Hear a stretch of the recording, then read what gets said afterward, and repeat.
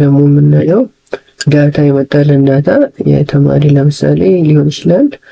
ፈረስት የመጀመሪያ ስም እና ሁለተኛ ስም የተለያየ ሴል ላይ ካለ እኛ ግን የምንፈልገው አንድ ሴል ላይ ሊሆን ይችላል።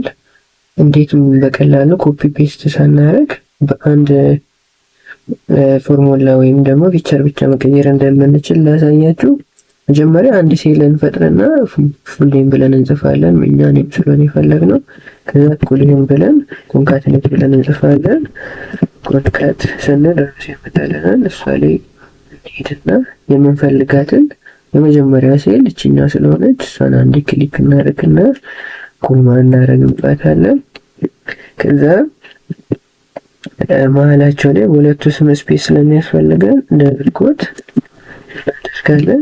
ደብል ኮት ካደረግን በኋላ ደብል ኮቴሽኑ መሀል ትንሽዬ ስፔስ እንዲፈጥረልን ስፔስ እናደርግና ኮማ ድጋሚ አድርገን ሁለተኛውን ቴክስታችንን እንመርጣለን ማለት ነው። ሁለተኛው የአባት ስም ነው። ከዛ ብራኬታችንን እንዘጋለን። ኢንተር በምንልበት ሰዓት እንደምታዩት ብሩ ማሞ የሚለው ስም መጥቶልናል። ስለዚህ ለሁሉም እንዲሰራ እዚች ጋር መስቀሏ ላይ ደብል ክሊክ ስናደርግ ሁሉንም እስከነ አባት ስማቸው ድረስ ያመጣልናል ማለት ነው። አሁን ትልቅ ዳታ በሚሆንበት ጊዜ ኮፒ ፔስት ያደረግን ጊዜያችንን መግደል አይጠበቅብንም ማለት ነው። በዚህ መልኩ